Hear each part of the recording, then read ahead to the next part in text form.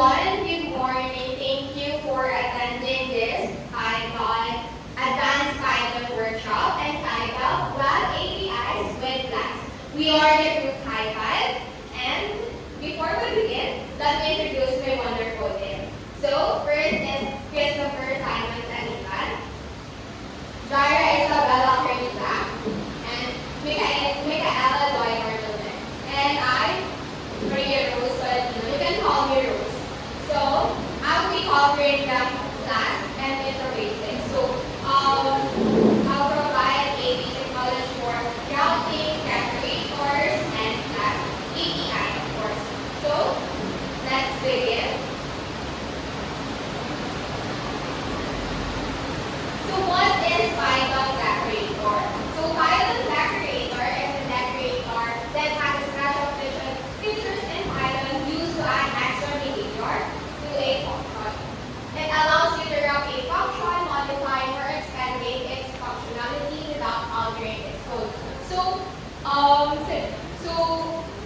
isipin yung decorator is nag-a-add tayo ng decorator guys is nag-a-add tayo ng behavior sa isang function.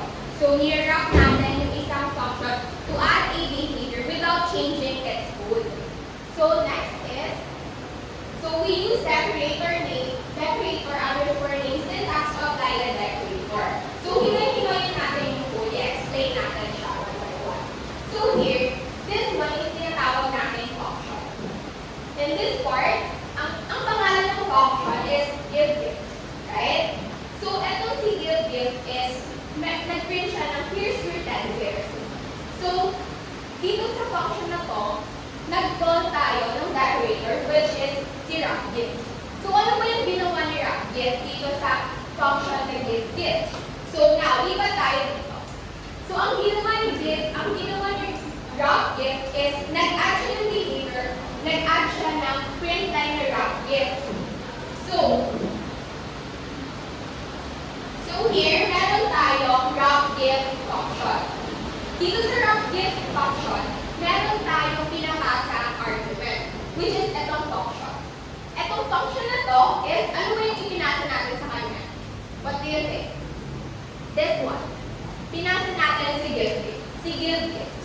So now, dito na mangyayari yung wrapping. Dito na mangyayari yung mag-a-add tayo ng behavior.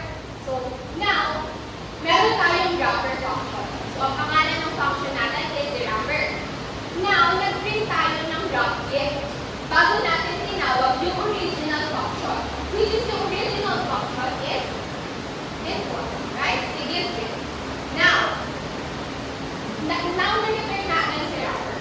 So, ano yung meaning ng pag-return ito? So, basically, kapag tinawag ko si giveGift, hindi na si giveGift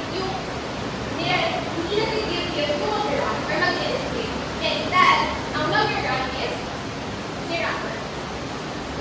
Alright? So, ganun siya. Ganun nangyayari or ganon ang nangyayari kapag naglalagay tayo ng decorator. Alright? Alright. Next one, please. So, let's talk about class. So, kanina, about decorator. Now, may connection sila. But for now, let's discuss what is class. So, class is a micro-web framework written in Python that lets you create website or web application quickly and with minimal code. So, dito sa word na micro, it doesn't mean na pag sinabi kasi micro, di ba, parang ang itin nyo like ang kaunti, right? Like ang maliit. But here, no. The word micro doesn't mean it's limited. But here, it gives us the essential tool. Kaya yung micro-web framework na siya is, it gives us the essential tool to build a web application quickly with just a minimal tool. Later, magbibigay tayo ng example. Ano ba yung sinasabi ko with just a minimal tool? Meron ka ng web application. So, later, ayan. So, ano ba ginagawa ni class? Ano yung tinutulong ni class sa paggawa ng web app? Now, it offers a step request from user like visiting a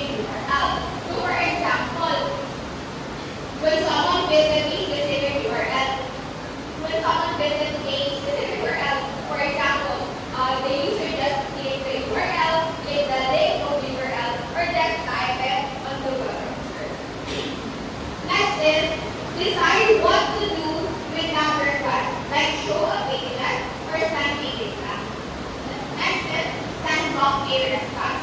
So, ayun yung mga ginagawa ni class. Yan yung tinutulong niya sa web.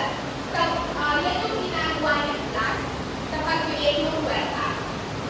Next is, so si class was developed by Arnold Renasher. So, all faculty, ginawa si itong framework na to during yung April Fools.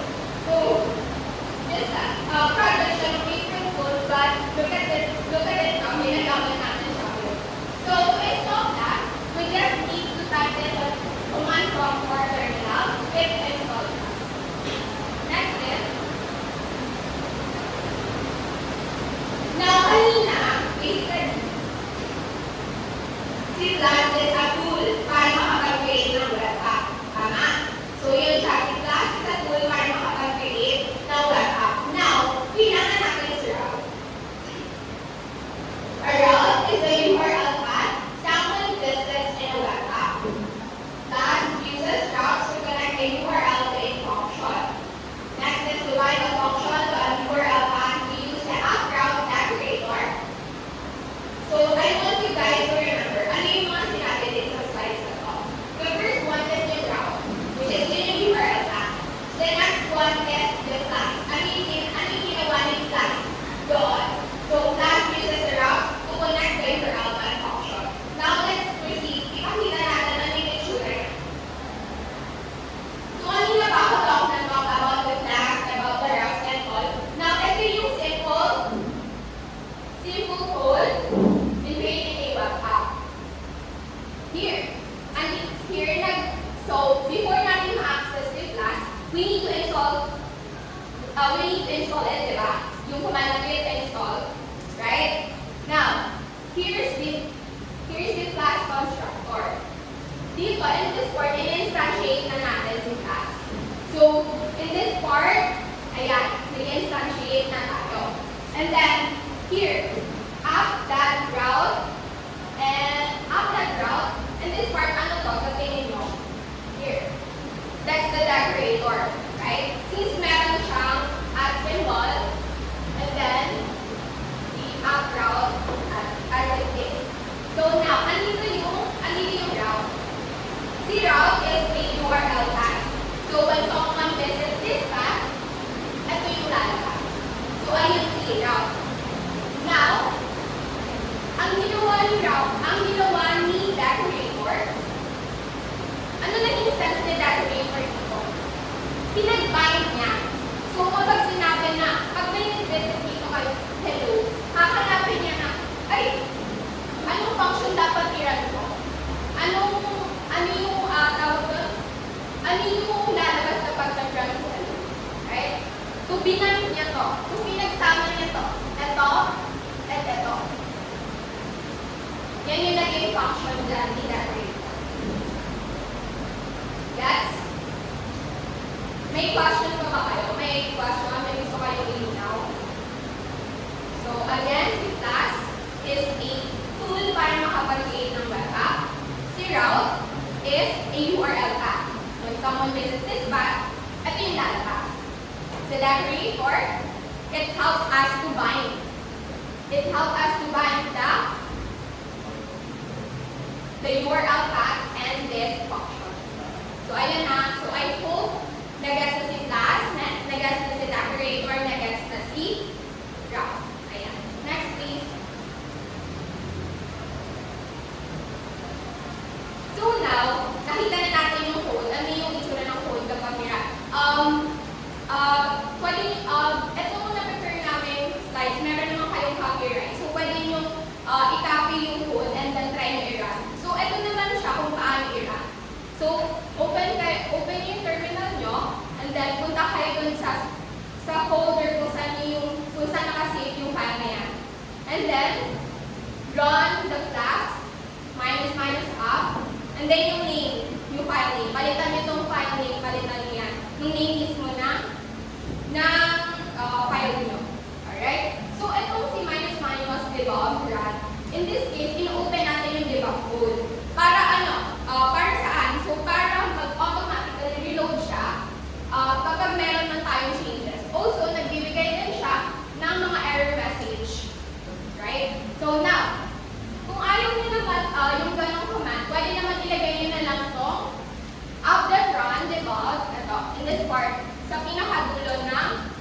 code ninyo. So, ganun din, ang ginagawa niya lang din is, in-open niyo yung debug code. So, ayun, may two ways lang tayo ng, may two ways akong binigay dyan sa slides kung paano nyo ipaparan yung web app.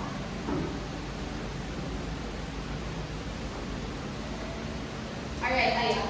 So, kapag nirun nyo na siya, nalrun nyo na, dapat ganito yung lalabas. May ibibigay dapat siyang link. And then, pupunta kayo sa link na yan, and then ito yung lalabas. Which is yung link na yon, dapat ilagay nyo dyan, i-include nyo si route, which is yung backslash as hello, right? So, ayun, i-include nyo siya dyan sa may dulo para lumabas yung this link, which is yan, hello. Now,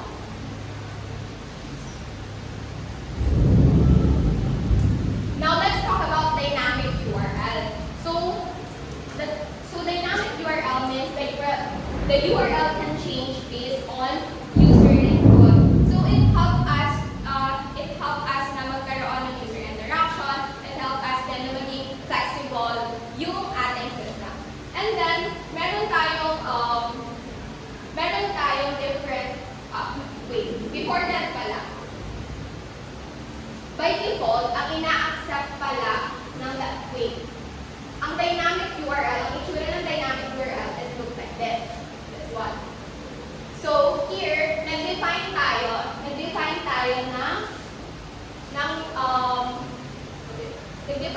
ng backslash post, which is a name URL. And then gusto natin, na what if gusto kong mag-accept ng integer dun sa URL path ko. And then gagamit tayo ng converter. So what is converter? Yung converter is, we can use converter to change the data type of the variable. So nag-accept yan ng data from the user. So, for example, in this code, backslash post, and then gumamit tayo ng syntax for yung converter, which is the converter and then variable name. Ano ang yung mga converter na meron tayo? Integer, float. I hope alam niyo naman yung mga ganung data type na. So, ayun. So, meron tayong additional doon. So, ano yun? Meron tayong integer, float, string. Now, meron tayong path, and UUID. So, yung path is nag-accept siya ng slashes. And later naman, makakakita yung visually, but here. So, when someone visit and slash post, etong part na to, papalitan nyo. Lalagyan nyo ng number. Lalagyan nyo to ng number that you want to be posted here. So, meron tayo, ang nire-return ni show post na merong parameter na ID is this one. So, etong F string na to, hini-help niya tayo na ma-display etong kinol nating ID. Alright? So kapag nag-visit ako dito sa link na to, post, and then nag-add ako ng number, 25, or anything, for example, 11, ang magiging output is this one. This post has the ID 25. So, ayan. So, now, ito yung mga sinasabi ko sa inyong converters. Yan. We have this string. Ito yung hindi siya nag-accept ng slashes. So, ito rin yung default ng URL path or ng converters natin. Now, it accepts the integers. So, yan sinabi ko na, which is next is yung float naman, nag-accept ng decimal numbers. Yung path, at yung sabi ko, ito yung example ng path. So, nag-accept siya ng slashes. Now, this one is UUID for more numbers and with letters. Next one. So, now let's talk about web service. So, the web service is like a helper tool on the internet that lets two computers talk to each other. So, ang pinaka-function, so si web service daw is a tool na nakakapag-help na makapag-communicate yung two system. Now, si web service is gumagamit siya ng SOAP or SOAP and XML para makapag-send or receive ng data. Now, yung SOAP is ano siya, simple object access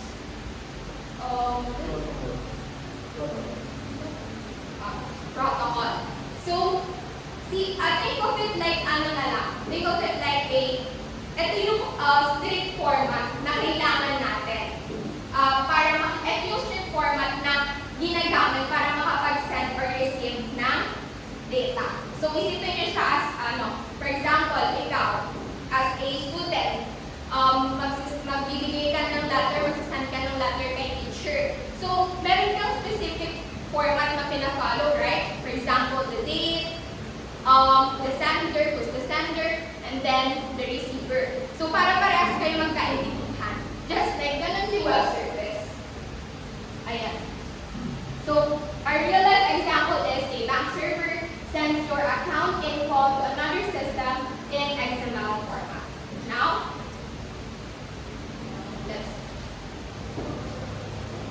Now, let's talk about web API. First is, ano muna si API? So, API stands for Application Programming Interface. It's a set of rules or function that allows software components to communicate with each other. Okay. Now, si web API naman is si web API is like a menu of services a website offers that apps or website can use. So, si API is, di ba, help niya na makapag-usap yung dalawang program, makapag-communicate sila with each other. Si web API naman is like a menu. Isipin niyo siya as a menu na ito yung mga service na pwede kong ma-offer sa'yo. Ganun si web API. And gumagamit siya ng HTTP or the web and usually returns data in JSON format. Kung si web service is nagre-return ng data using SOAP or XML, si web API is nagre-return ng data using the JSON format. Now think of it like you order from a restaurant menu, the waiter is the API, brings it to you. So explain ko lang sa part na yon. So, think of it nasa restaurant ka. So sa restaurant, meron silang menu, right? Doon sa menu, chinek mo kung anong gusto mo. And then nakita mo, gusto ko ng spaghetti. Sasabihin mo kay waiter na you want spaghetti. Ngayon, si waiter is ito yung symbolize kay API. Ang ginawa mo na lang doon is, nag-wait ka ng response. Nag-wait ka na ihatid na lang sa'yo yung spaghetti. And that's API. Hindi mo na kailangan malaman kung paano ba naluto si spaghetti mo. Hindi mo na need malaman yung ganong process. But yung response or yung ni-return sa'yo, yun yung mahalaga. Okay? Now, the real-life example is, a weather API gives you the day's temperature when your phone asks for it. So, sa weather API, hindi mo na alam kung ano yung ginagawa ng weather API outside. Ano yung ginagawa ng weather API, ano yung format ng weather API, paano yung nagiging insurance or structure or so what. But, instead, binigay nila sa'yo, ano yung temperature doon. Yan.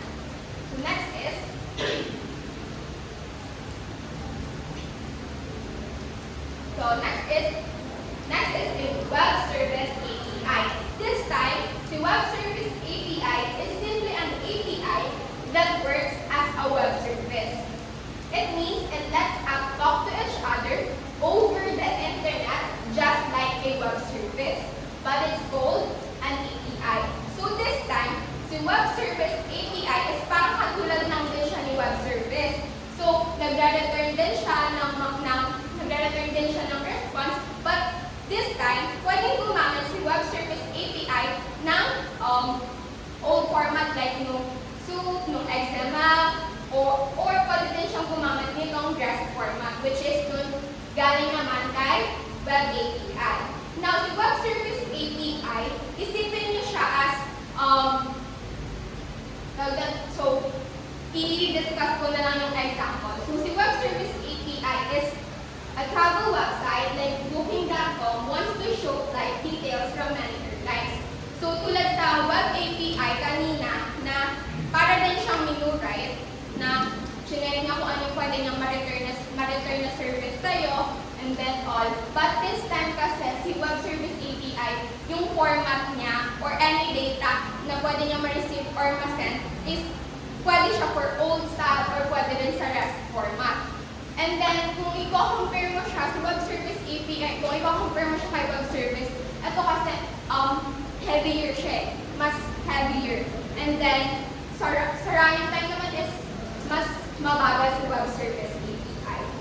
So, I hope naiintindihan nyo yung difference ng Web Service, Web API, and Web Service API. Is there any question, guys? Baka meron kayong question. May need pa kayong ipalinaw or something. Okay, thank you. So, next. So, guys, that's all sa part ko. And I hope madami kayong natutunan. I hope naiintindihan nyo siya. And thank you so much. Thank you so much, everyone. So, hello guys, let's talk about RESTful API. So, REST means representational, state, transfer. So, ano nga bang definition ng RESTful API? So, it is an architectural style for designing network applications, primarily web services.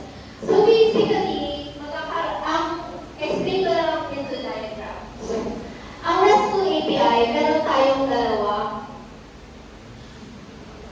Meron tayong client, meron tayong server. So, si REST, siya yung nag-bridge ng siya yung nag-silbing bridge to have the client get information from the server. That's what REST is doing. So, under the client, meron tayong different part. So, meron tayo sa ang client to server. Ang tawag sa kanya is request. So, ang client ay nagsisend ng request to our server, that our server answers by response. So, this is RESTful API. So, si client, meron siyang tinatawag na endpoint. Si endpoint is like a link. So, HTTP, for example, Shopee.com. Then, so, pagkakaroon siya ng, let's say, yung homepage.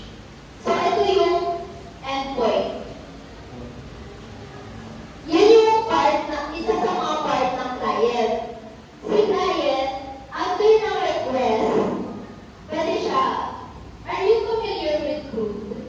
Sino familiar dito with CRUD?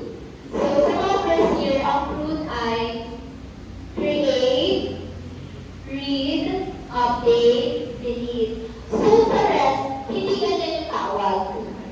Ang tawag sa kanya is post,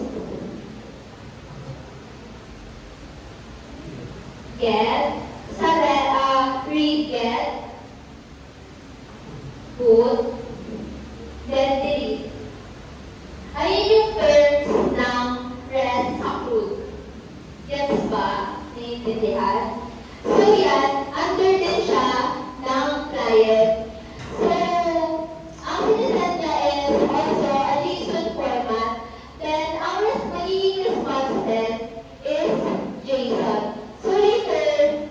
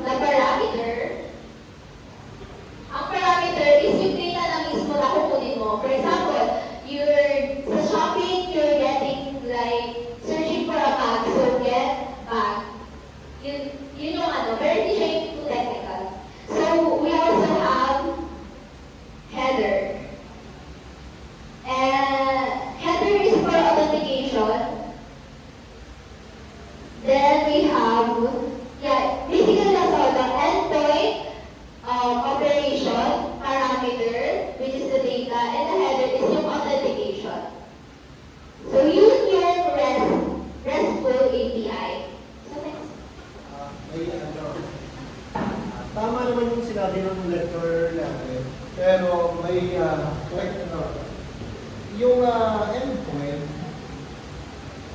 sa server siya. Okay? Si server, siya yung nag-expose ng endpoint at kinukonsume ni client. Diba kung si client magpapadala siya ng request, saan endpoint? Dito sa endpoint. Okay? Si client, kinukonsume niya yung endpoint na ina-expose ni server. But everything tama na. Yun lang yung gusto kong bigyan ng clarification. I apologize for the mistake.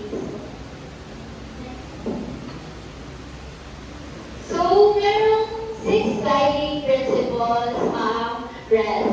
So, first is user interface. Pag sinabing user interface, it simplifies the overall system architecture and improves the visibility of interaction. So, basically, all interactions follows a standard format, which is JSON. Yun yung usual niya. So when it comes to client-server naman, the client and server operates independently and communicate only via request and response. So the server handles the data storage and the business logic. So sa client naman, yung UI.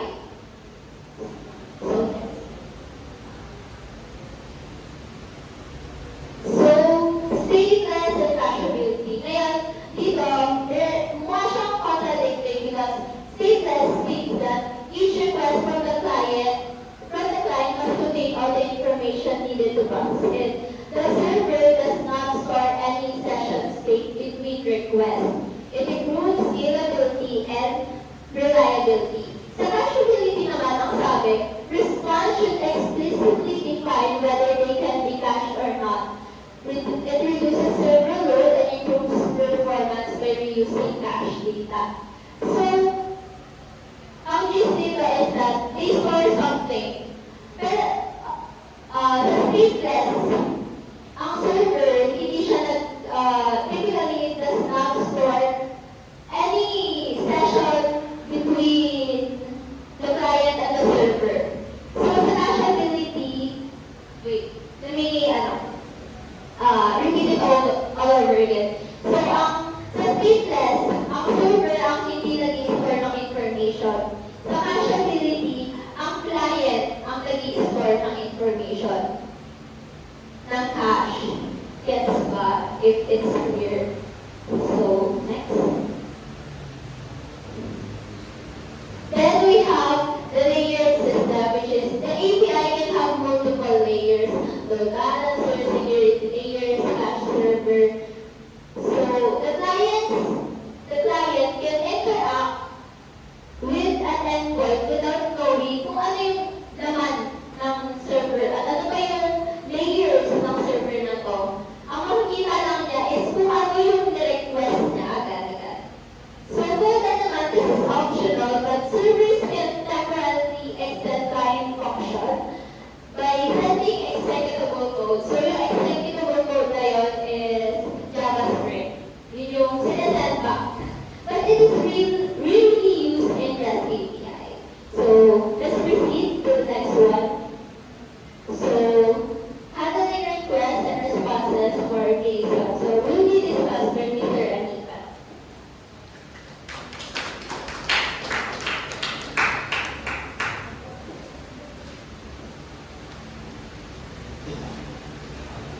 Good morning everyone. So kanina pa nadi-discuss yung JSON.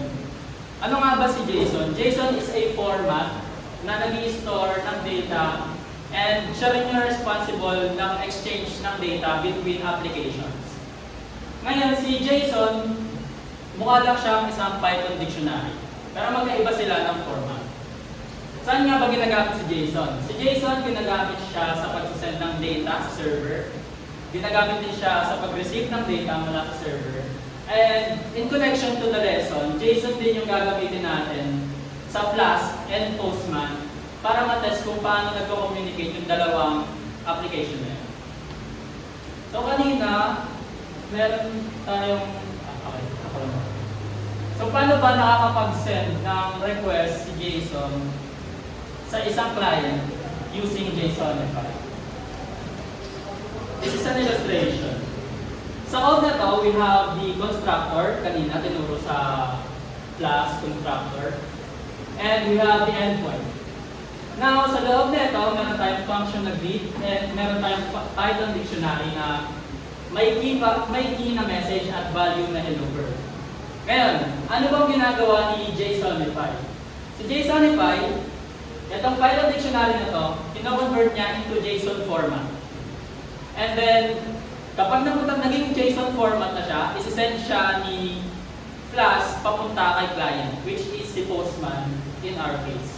Kaya nire-return natin siya ng JSONify data. Para mas ma-elaborate natin siya, meron tayong example dito. Introduction to Postman. So Postman, yung gagamitin natin platform para ma-test yung connection ng dalawang application. And I assume ma-download nyo na yun siya kasi now, ito din yung sinasabi kanina na counterpart siya ng CRUD or the same as CRUD. We have the get method which is for read ng equivalent ng read, post na equivalent ng create, put and patch na equivalent ng update and delete. Now, may pinagkaiba si put at si patch kasi si put, lahat ng data mo is ina-update mo. Pagdating naman kay patch, partial lang yung data ang ina-update. And meron tayong status codes para sa application natin. And papakita natin siya mamaya. Paano mo Now we have this simple code na may method na post. Meaning, mag-create tayo ng data na magre-reflect sa ating gagawin na web plaza. Paano yung post?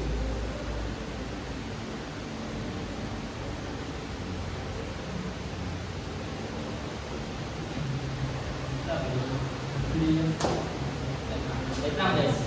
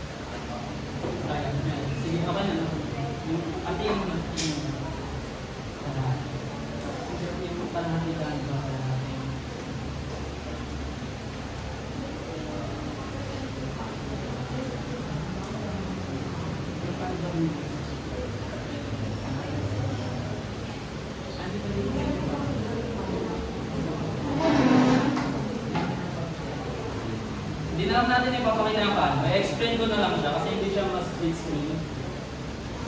Since may code naman po sa Canva, pwede ko siyang i-copy. Then, ayun, pwede ko siyang ma-test sa sarili niya na lang ng piece.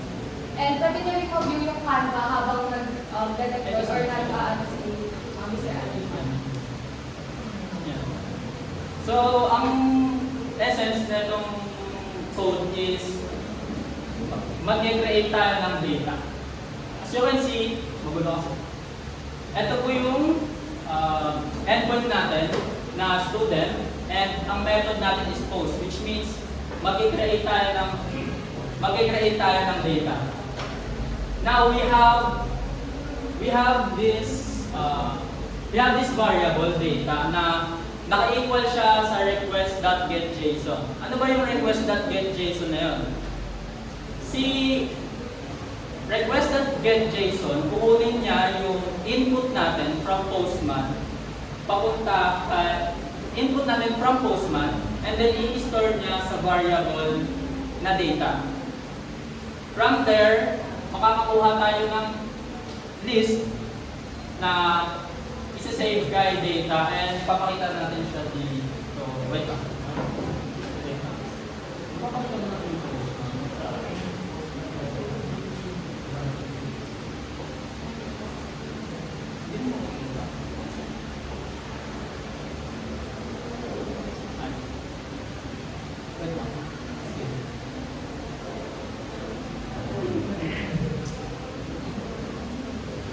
Ang ano na ito is, isa-set nyo yung method sa post. And, hindi kasi wait lang. Yan.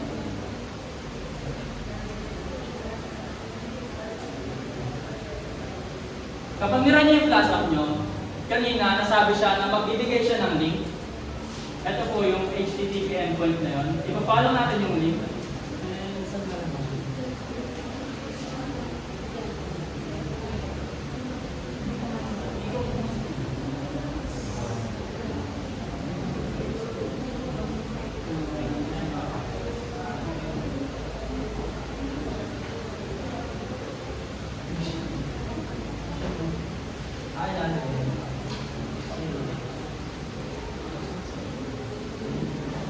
Ayan. As you can see, sa link na binigay natin, hindi niya nahanap yung URL.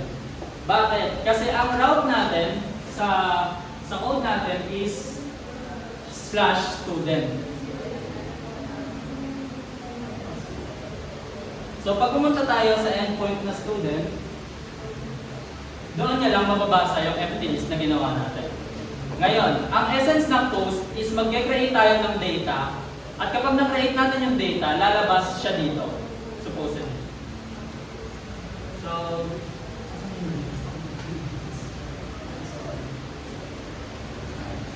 balik ka sa post natin.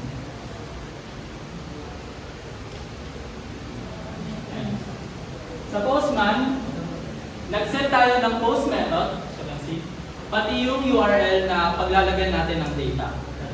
Yung binigay ni VS Code and / yung route na nilagay natin dun sa code. Ngayon, para mapaglagay tayo ng data, pupunta tayo sa body tab, and raw, tapos i-click natin yung JSON format. Para kapag nag-send tayo ng data papunta kay Flash, mababasa niya yun at may store niya dun sa data variable na dineclare natin kanina. So let's say nag-declare na naglagay tayo na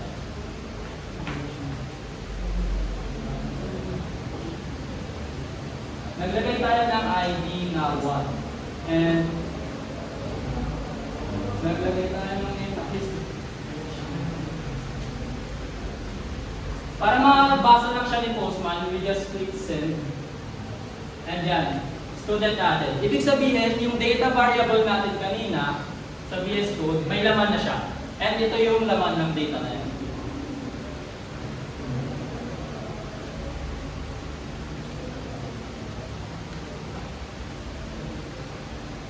Ito.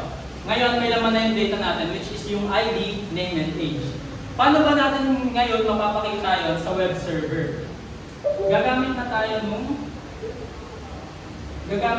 ng get method, which is retrieving ng data from Flash and Postman. Para mapakita natin siya, we just use the get method and then we return the list. Kung gusto nyo i-try, isulat nyo na lang siya dyan sa code kasi may copy naman kayo. So, ganito lang siyang lalabas sa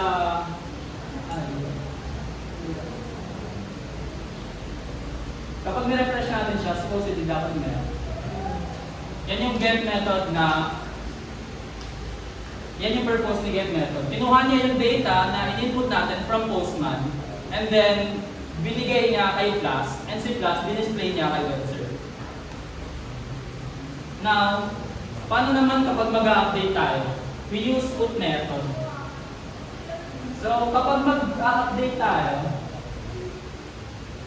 ng record, magkakaroon tayo ng dagdag sa URL natin, which is, kanina, ang route lang natin is students, right? Students lang. Eh, meron tayong ID. And yung ID na yun, yung pagbabasehan natin kung paano natin siya i-update or i-delete. Kaya nagkaroon tayo ng extra parameter na in student ID. Wait lang, pakita din na.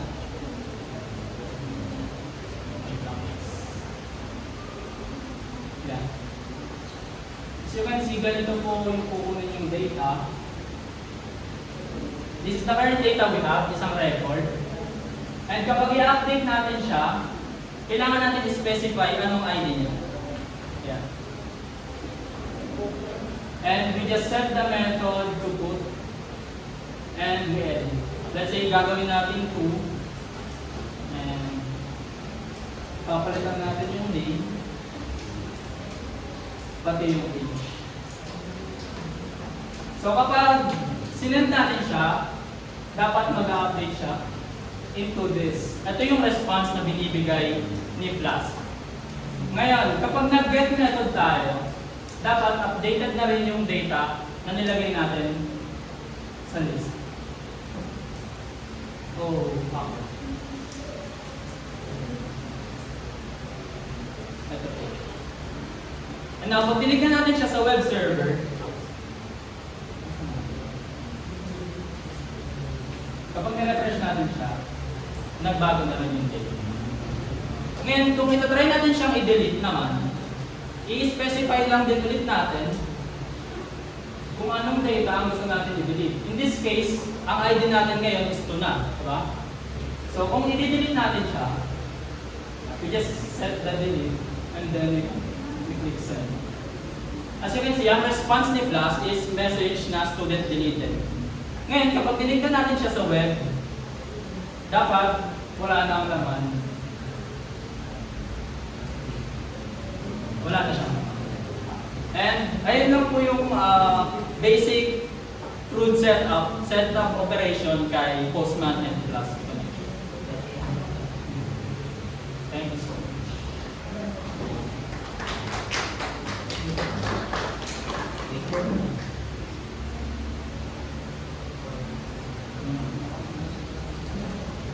So guys, have you tried yung code na binigay sa inyo sa GC? Diba? As you can see, kapag, for example, nag-post kayo ng data doon, and nag-control C kayo doon sa terminal nyo, diba sinabi doon, para mag-restart, para mag-end yung Flask app nyo, kailangan nyo mag-control C.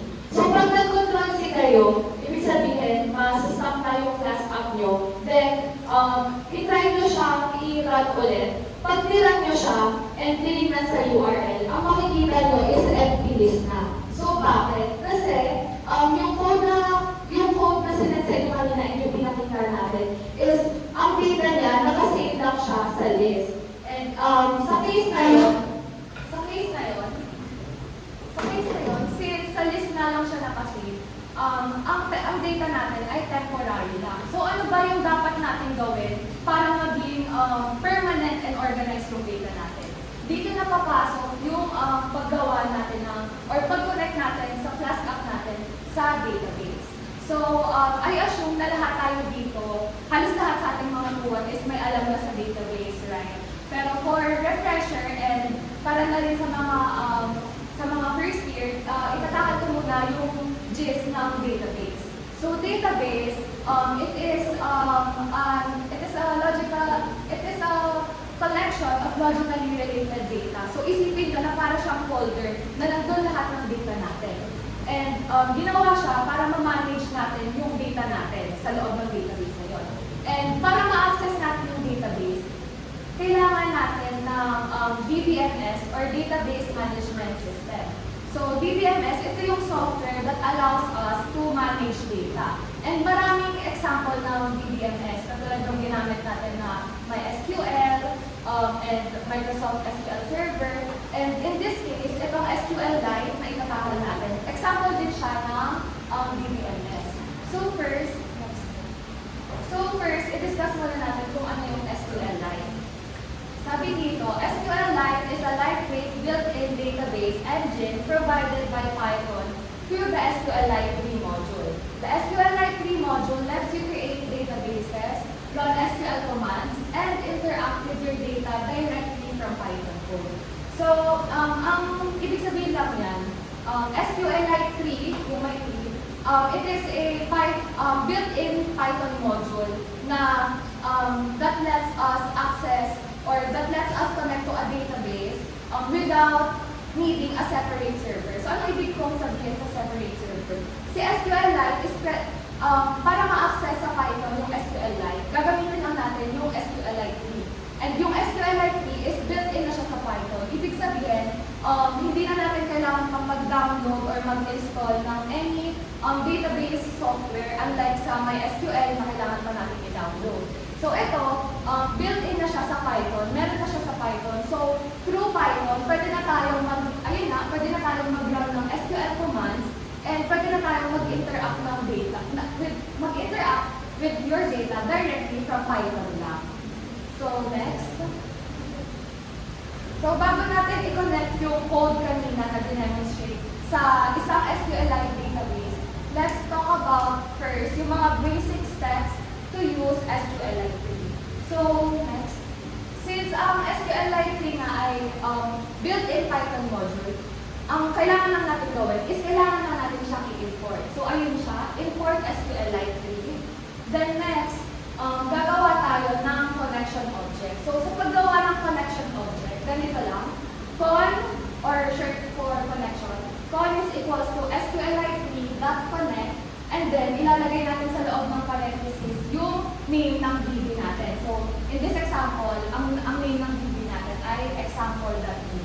By the way, SQLite pala is hinahayaan na tayo mag-store ng data natin sa isang single DB file lang. So, kung gagawa tayo ng database sa SQLite, i-store lang natin siya sa file na may .db. Ayun, so ano yung purpose ng connection object? So, the variable con is the connection object. We use it to interact with the database like sending commands. So, para mas madali siyang maintindihan, isipin natin na yung con is parang parang gate siya kung saan dito muna lahat dumadaan yung mga SQL queries natin bago siya pumunta sa database natin. So, para magagamit natin yung con, ilalagay natin siya sa isang cursor as you can see, tinawag siya dito. So, ano ba yung cursor? Cursor is used to execute SQL commands. So, pag gagawa tayo ng cursor, ganito lang. Cursor equals con.cursor, open and close parentheses. So, ang purpose nga ng cursor is, ito yung ginagamit natin kapag mag-execute na tayo ng SQL queries and pag mag-fetch or kukuha na tayo ng results niya. So, kung ang con object or yung connection object natin, siya yung gate, ito namang cursor, parang siya yung messenger, siya yung actual na nagdadala ng mga SQL queries natin sa database. So, makikita natin kung paano siya gamitin sa next slide. Ayan. So, ang una, syempre, database siya. So, kailangan natin mag-create ng tables. So, ang pag-create ng table, isa siyang example ng DDL command or data definition language.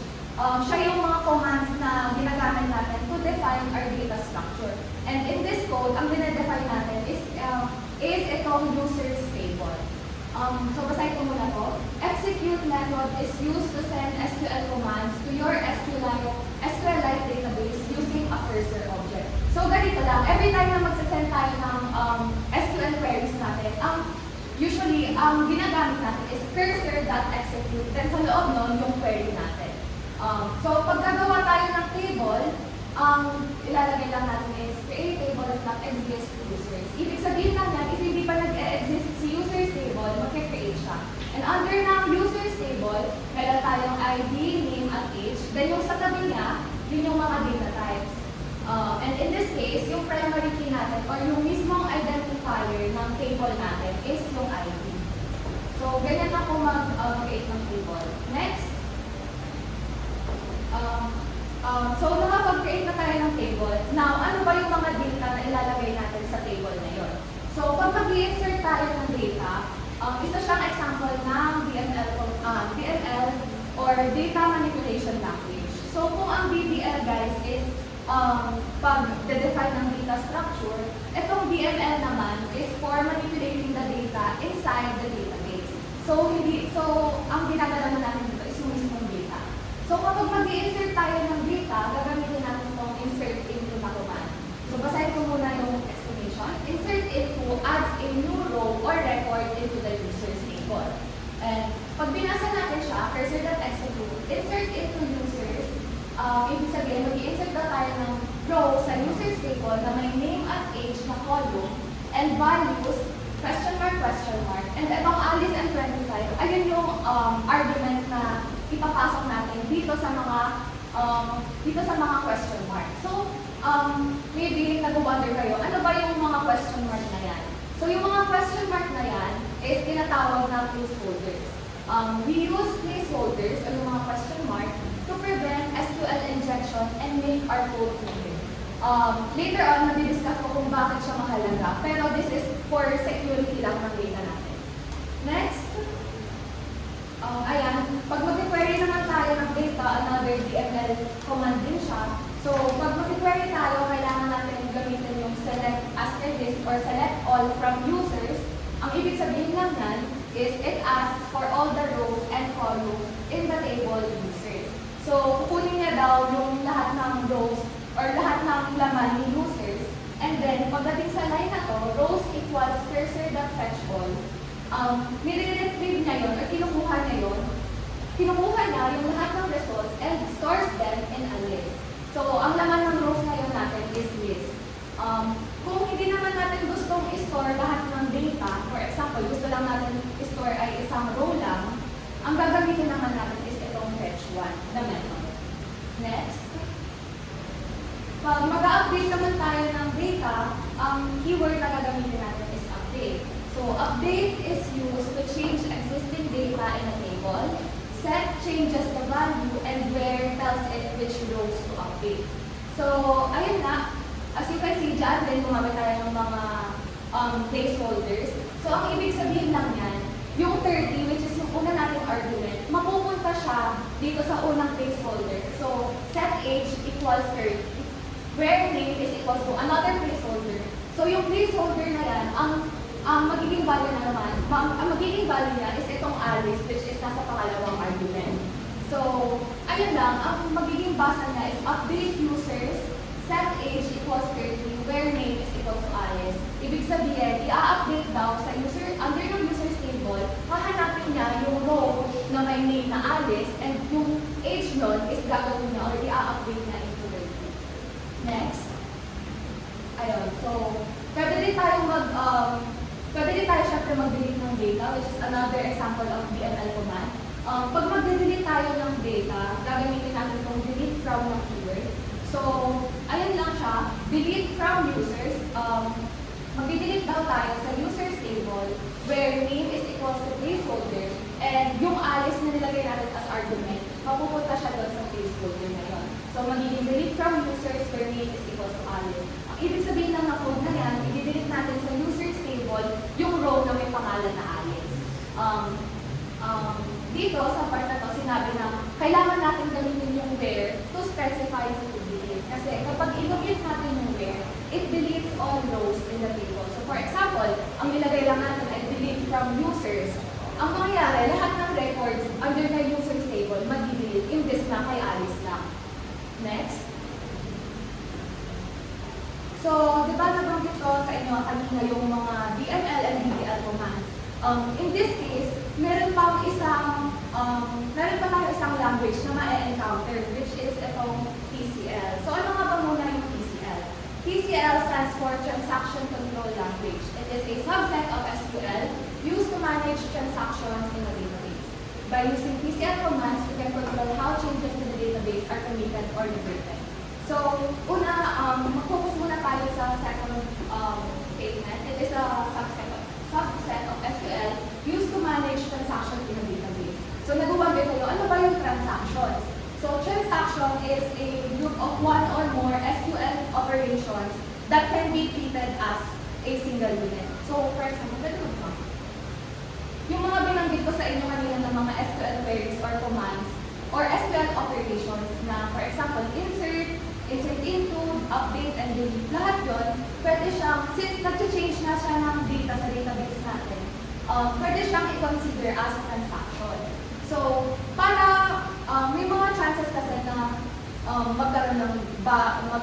mag-crash yung application natin or magkaroon ng error sa kalagitnaan niya. So, may chance na hindi natin ma-save yung gusto natin i-save sa database natin. So, para makontrol natin how changes are saved in our database, gagamitin natin yung PCL. Next, ano ba yung mga example ng PCL commands? First, we have commit. So, ayan, for example, ginamit natin yung update na command kanina. Gusto natin i-update si Alice, yung age ni Alice is 30. So, para ma-save siya sa database natin, kailangan natin ilagay itong code ng call.commit. Next naman, kung para sa save yung commit, may yung kabaliktaran niya o yung counterpart niya is itong rollback. So, si rollback is parang undo naman siya. Rollback method cancels any uncommitted changes made during the current transaction. So, para mag-rollback, ilalagay lang natin itong call.rollback. So, ibig sabihin lang yan, kung hindi natin gusto yung changes na yung pag-update natin kay Alice, pwede natin ilagay itong on rollback para hindi siya ma-save sa database. Next. Yan. Close the connection.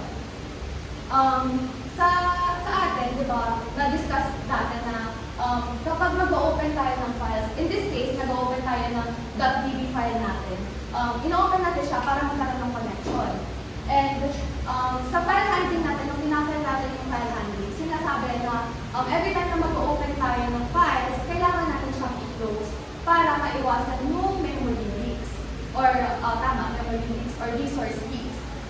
Ginagamit natin to, so pag mag-close tayo ng database, ginagamit lang natin yung muna call.close.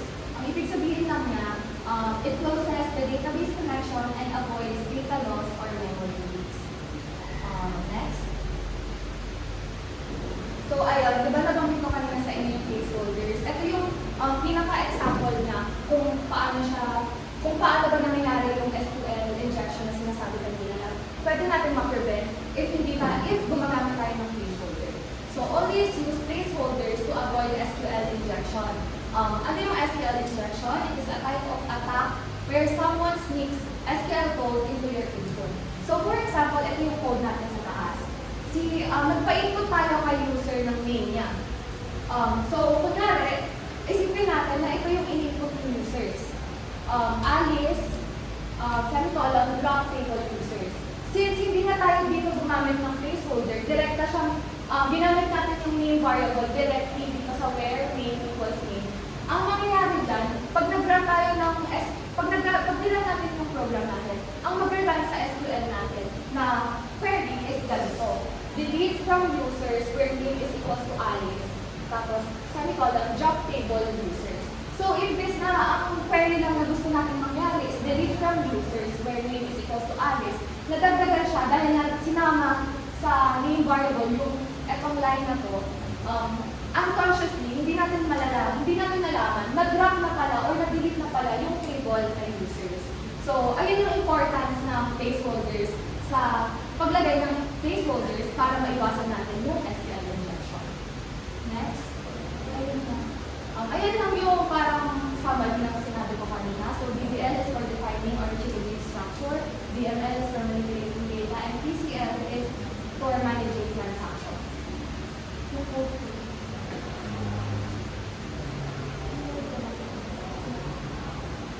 So, di ba aware na kung kanina, ang pinakita sa inyo na, ang tinanong sa inyo ni Mr. Amipa na code is, ang tinanong nila sa inyo is yung data ni students is nakastore lang sa Python disk. So, kapag nag-control C tayo, hindi na natin makikita, tapos nag-restart tayo, hindi na natin makikita yung yung laman ng disk, empty disk na siya. So, ngayon, in-integrate ko na yung database, yung SQLite database sa code natin kanina. So, pwede nyo rin siyang i-open since binigay ko yan sa GC. Ang ginawa ko lang is, una, nag-declare lang muna ako ng table. So, since students nga lang yung ini-store natin for this code, isa lang yung table na ginawa natin, which is yung students table na may ID, name, at age na column. And yung ID, same as sa kanina, yun din yung primary key. Next is yung database.py. Gumawa din ako ng database.py. Ayan, para ini-store na naman yung database connection and initialization. So, ano na tayo? Ayan. As you can see, nag-import ako ng SQLite and ng OS. Si OS, in-import ko siya para makuha natin yung base, yung path ng base directory natin and ng database natin. So, dito sa base, sa dalawang constant variables na yan, discuss mo muna yung base directory. Yung base, ang base for dir, ang laman niya lang is yung directory name ni file, which is itong database.py. Sa case natin, ang laman ni base dir ay, ano naman?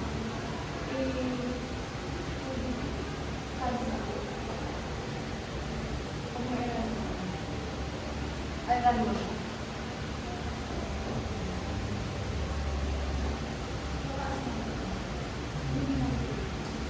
So, in this case, makikita niyo yun usually sa, sa terminal nyo. So, for example, ang base directory mo ay C colon slash desktop slash sample code. Yun yung file, yun yung folder, yun yung name ng folder. Ayun yung laman ng base directory.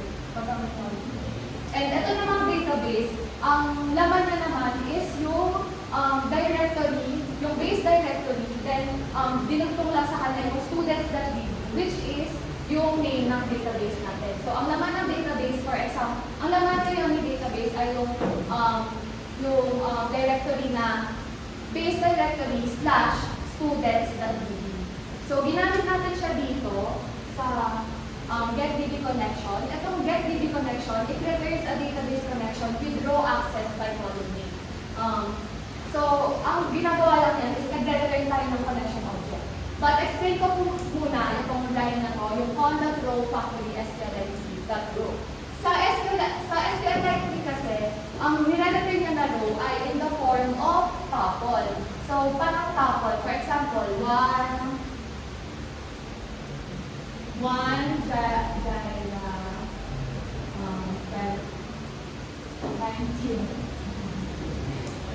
For example, ayan.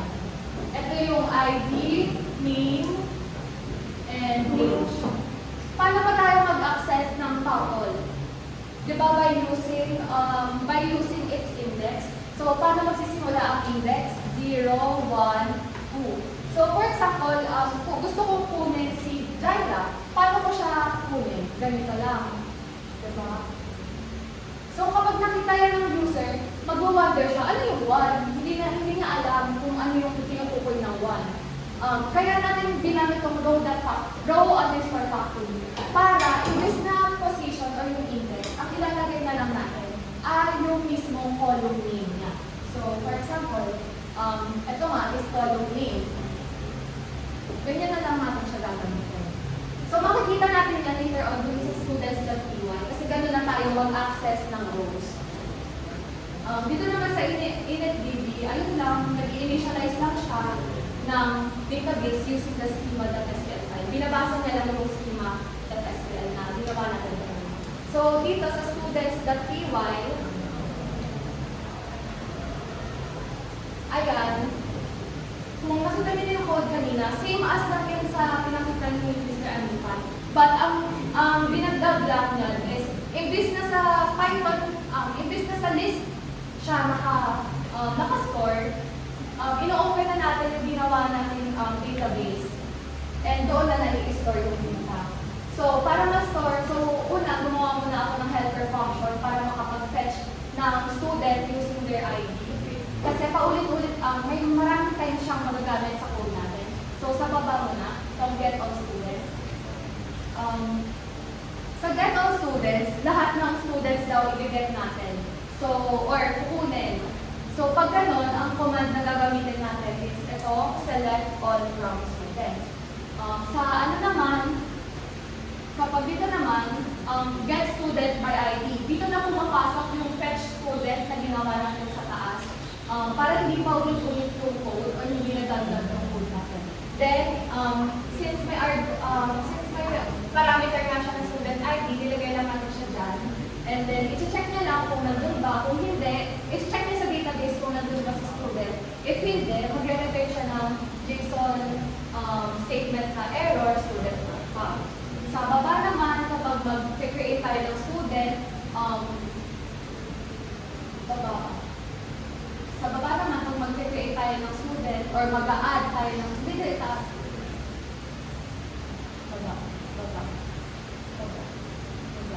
ayan. So, pag mag-a-add tayo ng student, di ba, a while ago, sinabi ko na database or SQL query na gagamitin natin ay insert into. So, as you can see, ganun pa din, dinamitan natin siya ng mga placeholders para ma-prevent na yung SQL injection. Tapos, ayun lang, mapupunta lang yung mga value ni student ID, name, at age dun sa mga placeholders na yun, kung saan man siya position na nakalagay. So, ayun lang, puro checkers lang naman yan. Then, dito naman sa put or sa pag-update, ang ginagawa natin or task, ang query or ang SQL query na ginagamit natin is ito, update students. So, ayun lang, same lang yung sa kanina natin na ginawa. Pati sa patch, since partial update din siya, sa patch din, gano'n yung ginagawa. Since nag-update din siya, ayun, gumamit din tayo ng update ng query. So guys, mas better kung nakikita nyo talaga yung code natin sa mismong PC nyo kasi dito, ang hirap i-discuss maliit lang. Next is kapag ayan, delete. Pag mag-delete naman tayo, ang gagamitin natin ng query ay delete from students. So, para mapakita siya, post naman. So, para mapakita na talagang nasa-store,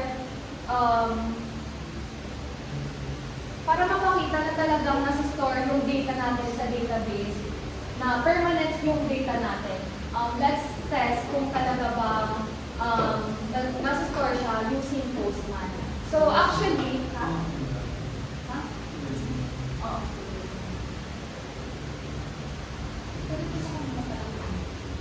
So, ayun din. I-run mo yung app.py. So, pag i-run natin yung app.py, ito yung main entry point natin. Nandito kasi yung staff app natin. So, pag i-run mo siya, ayun lang yung i-run.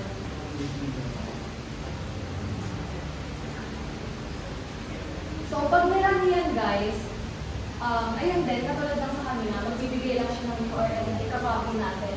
And actually, yung database na ginawa ko, yung students.db na ginawa ko, may laman na yan.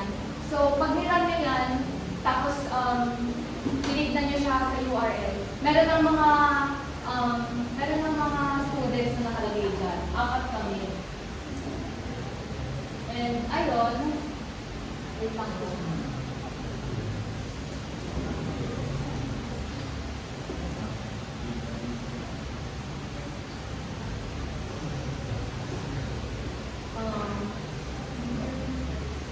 If hindi siya possible ngayon, maybe sa mga sabihin nyo na lang pero kung tinry nyo kung maggawa ng mga operations sa Postman, ito ang mga no-post get using Postman. Ayan, gagawa ko na lang.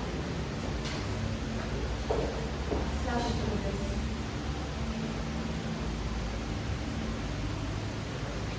Ayan, as you can see, na-store yung data na gusto kong i-store.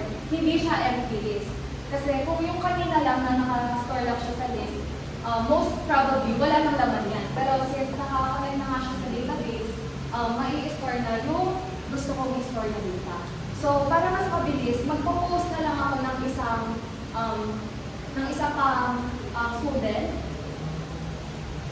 using Postman.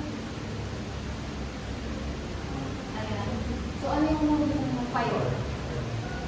Ayan. So, anong name ang gusto mo?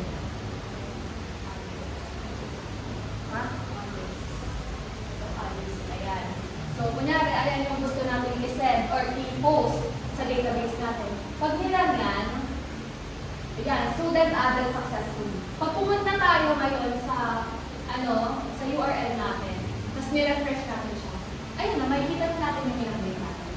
And pag dinelete naman natin siya, i-delete natin yung si student Alice. So pag mag-delete, kailangan natin i-dagdag sa route yung student number niya, which is number 5. O, delete natin siya. Student deleted successfully. So kung i-check natin siya dun sa URL, delete natin. Ayan, mawawala yung si student Alice. So, ang pinaka-gist lang nito, kung gusto natin ma-store talaga yung data natin, we should use or we should integrate database. So, yun lang po for database. Now, let's talk about deployment. Kung paano i-deploy yung class app natin.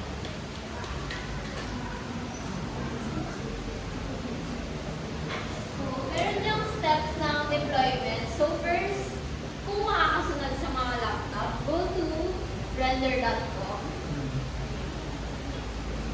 Mata ko sa inyo yung slide.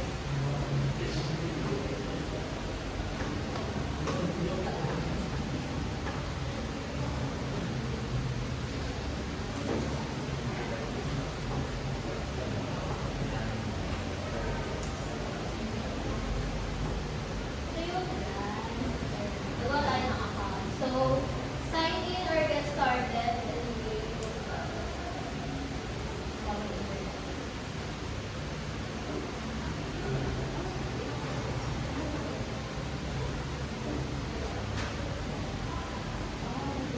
So, loading siya.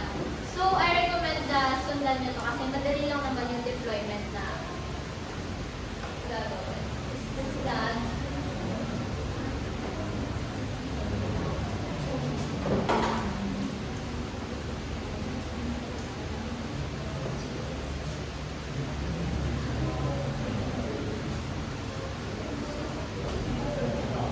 So, may magtatry bang mag-deploy?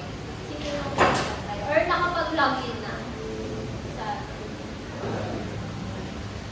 nakalagin. Since yung pag-access na kasi ng internet namin is through hotspot lang, so, ayun, medyo mabagal siya. And, let's wait kung kaya.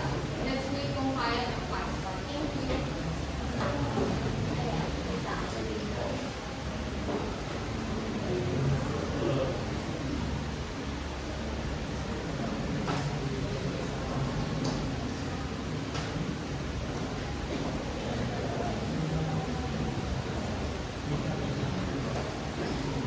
So, papakita ko na lang yung sa PowerPoint.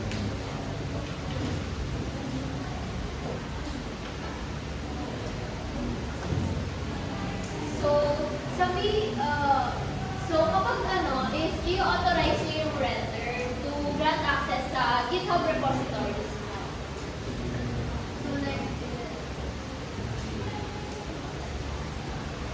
So, in your VS Code, try running this. Gumagana siya. So, hello guys, I need to deploy through render. So, ang unang gagawin nyo is pip install Flask, install Unicorn. So, ano nga bang ginagawa ng Unicorn? It's basically for the render application na software deployment.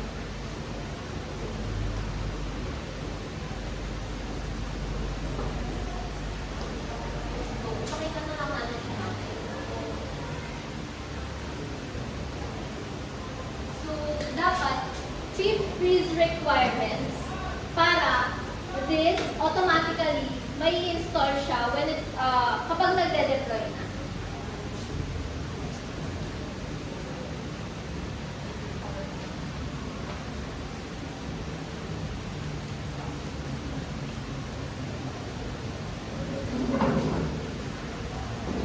So, ayan.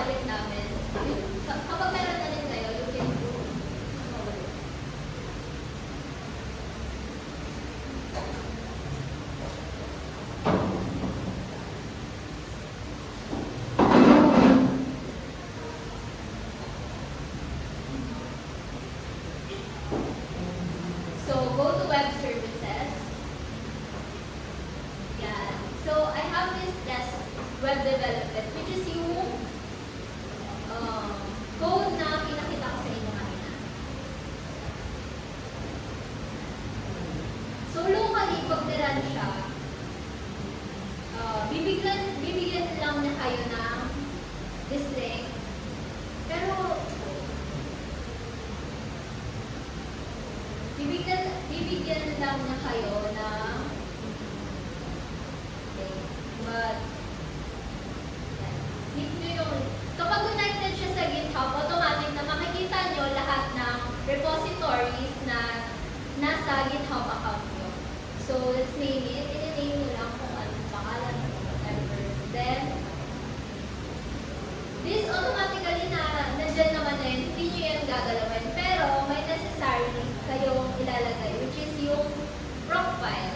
Gagawa kayo, ganun lang. Profile. P-R-O. Ito.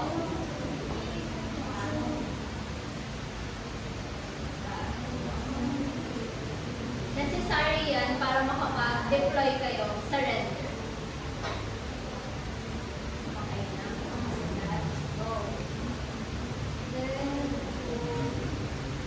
tapos, usually, ang nilalagay dito sa region is naka-USB siya. So, i-shift niyo siya sa nearest location nyo, which is atin, Singapore, yung Southeast Asia.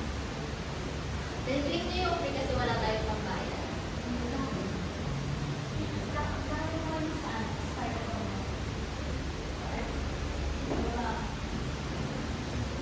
Hindi niyo yung gagalawin. Kasi automatic na yan na binigay na ng render. Start ko na. Start ko na. Yeah. Then yung, kapag nirun siya, kaya may profile tayo, kasi kapag nirun siya dyan, itong unicorn na to, ito yung na-access niya. Yes. Deploy na natin. Click nyo yung free para hindi kayo magbayad. Then, wala na kayong gagalawin. Then, click deploy service. So, para may makita nyo kung anong laman yan. Ganito yung laman na sa deployment. Successful deployment. Ito yung log. Dito nakalagay lahat. So, makikita nyo dito may nakalagay running unicorn app. So, necessary siya. Hindi siya pwede skip na step. Ito siya na kasi mabagal yung na. Pero,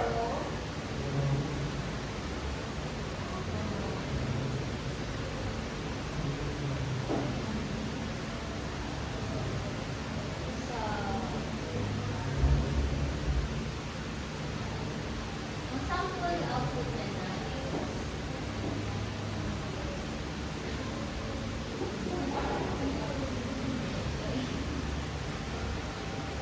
ayan na yung sample output.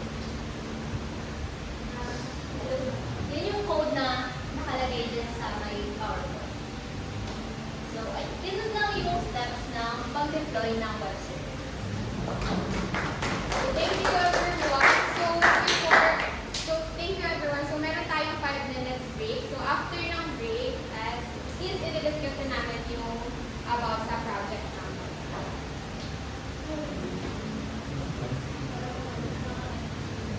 5 minutes or 10 minutes na. 5. Only 5 minutes. Hindi kayong mag-start. So, today, our project is Siwat's Inventory System. So, ano nga ba yun?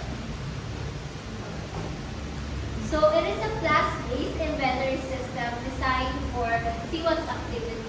It manages items and logs using RESTful API routes. So, it keeps track of cleaning and maintenance items, for example, brooms, dustpan, grass, used by students, and each route interacts with our database SQLite, and handles data such as adding, updating, viewing, or deleting inventory records.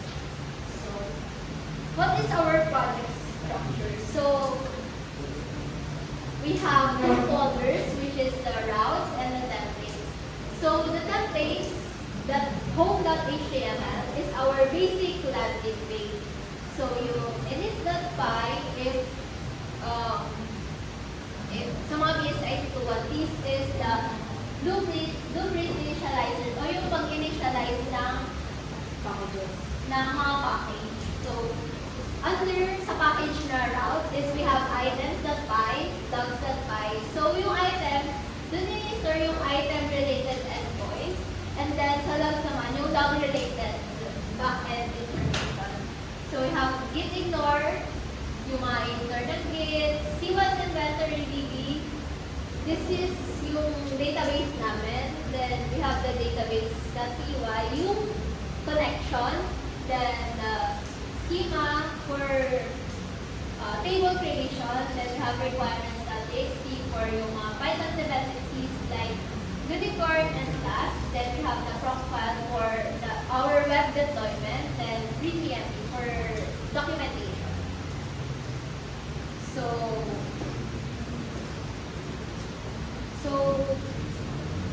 Mr. Aliban is tasked to do the postman and the testing of our inventory system. So I manage the deployment. Miss Akariza for our CRUD and our database manager, and Miss Tolentino for the core developer of our class.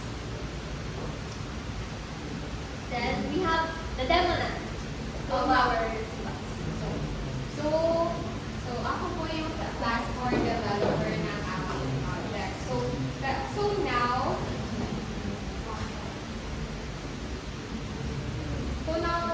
ito yung mga parts kung saan ito yung mga parts na ginawa ko sa project namin. So as a class 4 developer, so ikaw yung gagawa ng task app nyo. And here, as you can see, ito yung main file namin.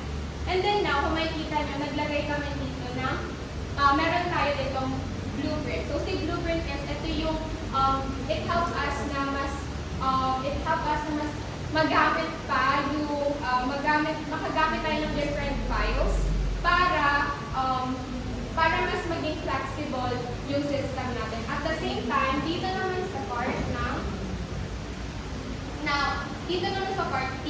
dito tayo meron tayong items underscore BP, and dyan natin in-instantiate si blueprint. And now, meron din tayo dun sa logs.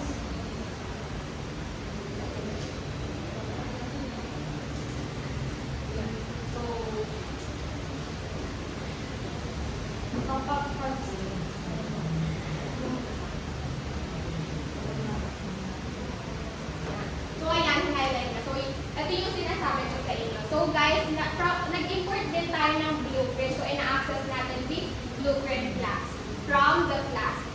Okay? Now, meron din yan sa logs. So, meron din yan sa logs.py.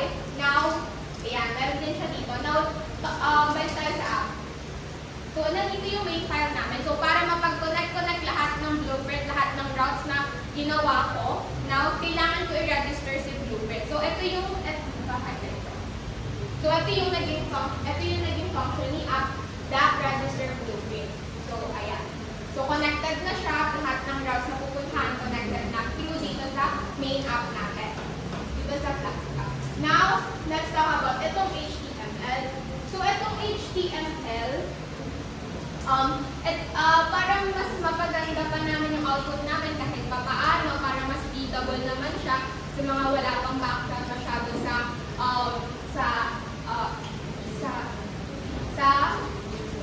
JSON format. Now, etong HTML file, etong si HTML file is tinatawag natin siya through dito sa home.py. Etong si home.py, ayan. So, dito tinatawag natin si HTML file. So, inside ng templates, which is doon nakalagay si home.html. So, si render template, ito yung magsasabi na, hey Python, hey Python, i-return mo si home.html. So, pupunta siya kay templates, and then doon niya matatagpuan si home.html. So, that's all para sa part ko. So, thank you. So, ako naman yung nag-handle ng all the database aspect ng system namin. So, katulad ng kanina, gumawa ako ng schema.sql. And sa case natin ngayon, sa mini project namin, gumawa kami ng 2 tables with which is ang item table and log table. Si item table, dito lang i-store yung mga details ni item, like their item ID, name, and quantity. For log table naman, ito yung nag-handle or dito naman nakastore lahat ng mga transactions for each item. So, matatrack siya using ito type na column natin. Kasi dyan, check natin kung ano ba ang type of transaction yung nangyayari sa item na yun. So, kung in siya, pag nilagay ni user ay in, ang mangyayari parang nagsasaoli tayo ng inventory or ng item sa CWATS item natin sa inventory. Then kapag out naman, ibig sabihin, binibigay natin siya. So, nababawasan yung quantity natin. Yun lang yung ibig sabihin ng schema.sql natin. And then, gumawa lang ulit ako ng database.py. Ayan, katulad ng ganyan kanina, for initialization. And itong query underscore db. Ano lang siya, parang reusable na function for executing SQL commands. So, pag tinignan niyo yung items.py and docs.py natin, items na lang. Pag tinignan niyo siya, yun na lang yung kinocall natin kapag mag-execute tayo ng SQL commands. Hindi na paulit-ulit.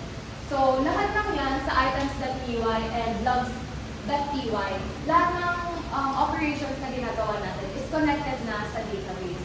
So, ma-sure na lahat ng data is nakastore sa database. Next. So, i-run natin yung yung program.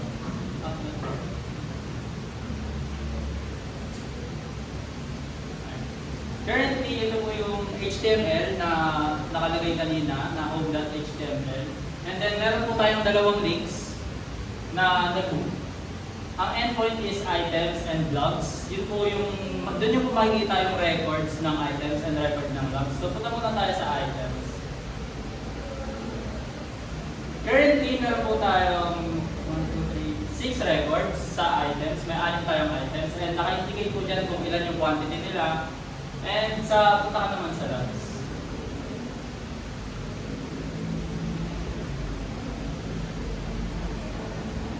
And ito naman yung logs kapag nangihiram or nagbabalik ng equipment. Kung ipapakita natin siya sa Postman. Let's try na mag-add or delete. Yan yun.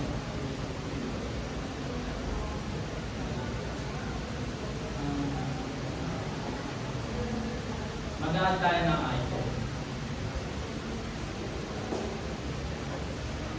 As you can see, nakikita kay Postman lahat ng item. And kapag nag-add tayo dito, post tayo. Let's say mag-add tayo ng Clorox. And may quantity tayong isa po tayong Clorox. Kapag nirefresh natin si items, meron na tayong Clorox doon sa loob. Automatic siyang na-update. Ngayon, kapag titry naman natin siyang i-delete, kukunin natin yung item ID niya. 7. Pag nirefresh natin siya, deleted na. Ganun lang po yung demonstration ng Postman, ng address. So actually guys, pwede niyo po siyang ma-access using this URL na yan, cwatsinventory.onrender.com, since sa-render na namin siya dito. Accessible din po siya through mobile. So kung may load kayo, pwede niyo po siyang ma-save. That is all po for our mini project. Thank you.